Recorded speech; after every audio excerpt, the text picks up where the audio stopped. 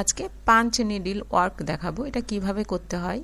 অনেক সময় আমরা রাস্তার ধারে দেখি বা মেলার বাইরে কিছু মানুষ বসে সুতা দিয়ে খুব সুন্দর সুন্দর নকশা কাপড়ের ওপর করে থাকে, যে কাজটা তারাকে মখমল সেলাই বলে থাকে।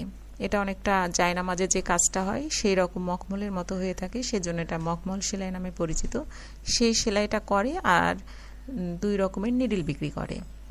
এই নিডলটাও আমি সেখান থেকে কিনেছি, আর সেই নিডল দিয়ে এইরকম সুন্দর কাজটা আমি করে নিয়েছি। কাজটা খুব সহজেই করা যায়, খুব অল্প সময়ের মধ্যে অনেকটা কাজ করে নেওয়া যায়। কাজটা দেখতেও খুব সুন্দর হয়। এখানে আমি আপনাদেরকে 3 রকমের নিডল দেখাচ্ছি।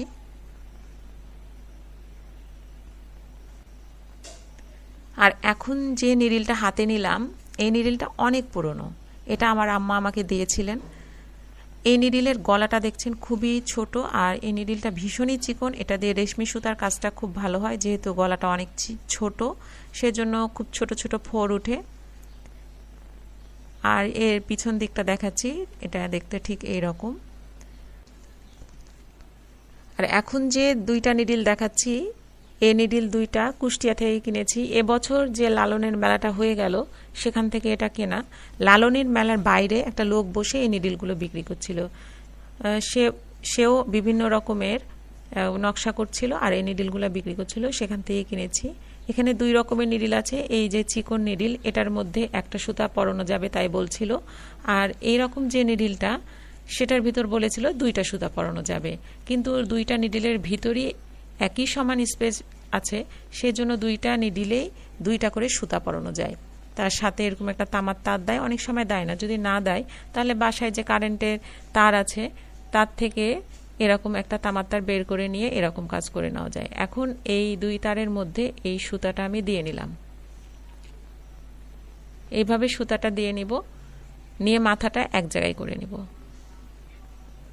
তারপরে নিডলের নিচের দিকে দিয়ে এই সুতাটা, যে নিচের যে ফুটাটা আছে সেখান দিয়ে এই তারটা ঢুকিয়ে সামনের দিক দিয়ে বের করে নিব।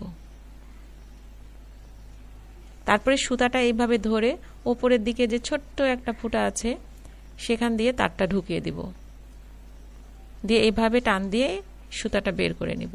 শুধু যে নিডলের ভিতর দিয়ে সুতাটা ঢুকাতে হবে তা না, ছোট্ট ফুটা দিয়েও সুতাটা বের করে নিতে হবে, না হলে কিন্তু এই সেলাইটা করা যাবে না। এইভাবে সুতাটা পরিয়ে নিলাম। আর এখন কাজটা কিভাবে করতে হয় সেটাই দেখাবো।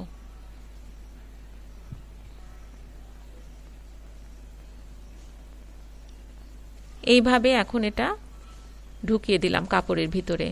আর এইখানে কিন্তু হাত দিয়ে এভাবে চেপে দিব না, চেপে দিলে সেলাই হবে না।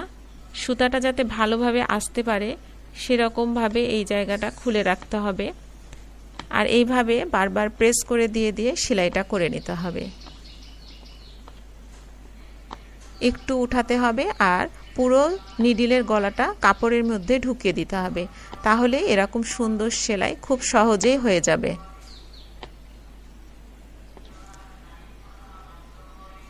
সুতাটা যখন শেষ হয়ে যাচ্ছে তখন বেশ খানিকটা সুতা টেনে আমি ফ্রেমের ওপর রেখে দিচ্ছি, যাতে খুব সহজেই নিডলের মধ্যে সুতা আসতে পারে।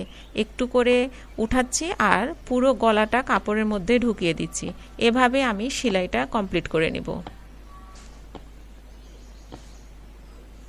সুতাটা যদি না আসে নিডলের মধ্যে তাহলে সেলাই হবে না। নিডল ঢুকবে কিন্তু সেলাইয়ের ফোরগুলো যে বসছে কাপড়ের মধ্যে সেটা বসবে না, সোজা হয়ে থেকে যাবে। সেজন্য সুতা যাতে ভালোভাবে নিডলের মধ্যে আসতে পারে সেই ব্যাপারটা বারবার লক্ষ্য রাখতে হবে। সুতা আটকে গেলে সেলাই আর হবে না। সুতাটা এখন কমে এসেছে, এটা বোঝা যাচ্ছে। এখন আবার হাত দিয়ে খানিকটা সুতা রিল থেকে খুলে এখানে নিয়ে আসবো, এসে ফ্রেমের উপর রেখে দিব।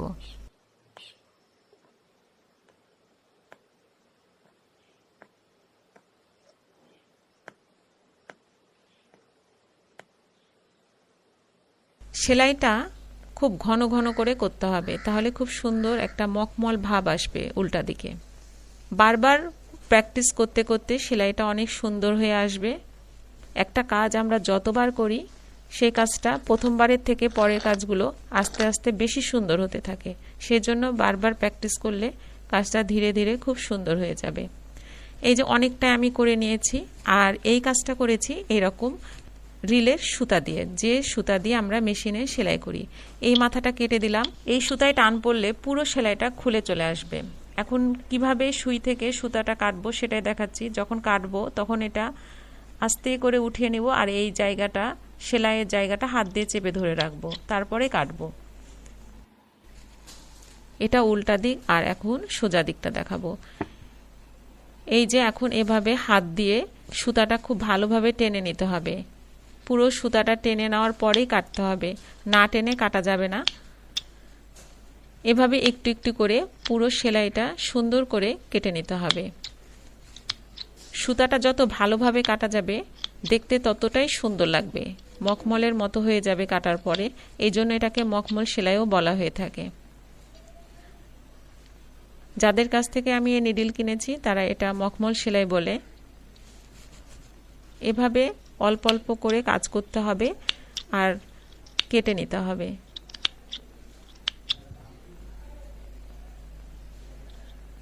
যে বন্ধুরা আমার চ্যানেলে নতুন, আমার ভিডিওগুলো প্রথম দেখছেন, ঘরকন্যা চ্যানেলটিকে এখনও সাবস্ক্রাইব করেননি, ঘরকন্যা চ্যানেলটিকে সাবস্ক্রাইব করবেন। এর পাশে একটা বেল আইকন আছে, সেটি প্রেস করে দিলে আমার ভিডিওর নোটিফিকেশন আপনার কাছে সাথে সাথে পৌঁছে যাবে। আর সাবস্ক্রাইব কিন্তু একদমই ফ্রি, এর জন্য আলাদা করে কোনো খরচ হয় না। যে বন্ধুরা সাবস্ক্রাইব করেছেন তাদেরকে অসংখ্য অসংখ্য ধন্যবাদ।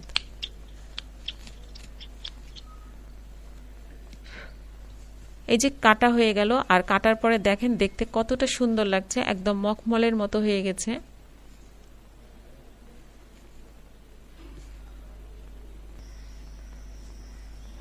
আর নিচের দিকটা দেখেন এইরকম লাগছে দেখতে। এখন পুরো এই জায়গাটা আমি সেলাই করে ভর্তি করে নেব। এই যেটা আমি করে নিয়ে ফেলেছি, কাজটা হয়ে গেছে। এখন পিছনের দিকটা দেখেন দেখতে এরকম, দুইটা দিকই দেখতে সুন্দর লাগছে।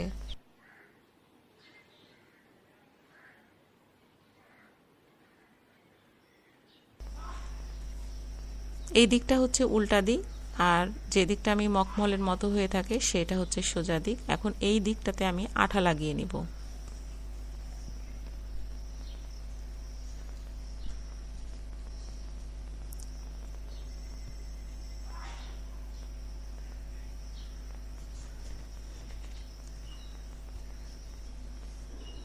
এভাবে খুব সাবধানে আঠাটা লাগিয়ে নিতে হবে। আঠা যদি লাগিয়ে নিই তাহলে এই কাজটা আর খুলে আসবে না উপর থেকে টান পড়লেও। সেই জন্য কাজটাকে লক করার জন্যই এর উল্টো দিকে আঠা লাগাতে হবে। আর যদি আঠা না লাগাই তাহলে কিন্তু উপর থেকে একটু টান পড়লেই সুতাগুলো খুলে চলে আসবে। শুকিয়ে গেছে, শুকোনোর পরে দেখাচ্ছি, খুব সুন্দরভাবে শুকিয়ে গেছে, আর কাজটাও কাপড়ের সাথে একদম ভালোভাবে লক হয়ে গেছে।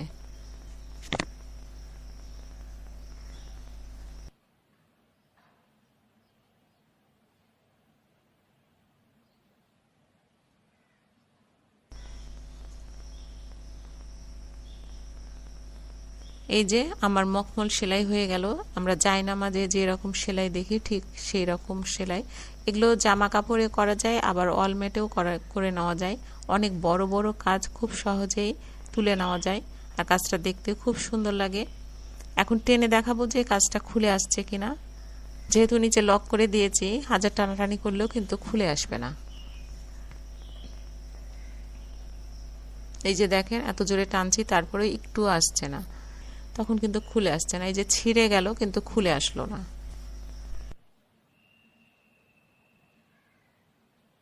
তবে খুব ধৈর্য ধরে কাজটা ঘন ঘন করে করলে কাজটা বেশি সুন্দর হয়। হয়ে গেছে, আপনারাও এভাবে কাজটা করে নিতে পারেন। আর এখন দেখাচ্ছি যে সেলাইটা আমি প্রথমে করেছিলাম। প্রথমে একটা গোলাপ ফুল তৈরি করেছিলাম। এই যে এরকম, ওপরের দিকটা এরকম, আর নিচের দিকটা দেখতে এরকম। এই কাজের দুইটা দিকই দেখতে খুব সুন্দর লাগে। দুই দিকই সামনের দিক করা যায়, যেটা আপনার ভালো লাগবে সেই দিকটাই আপনি সামনের দিক করে নিতে পারেন।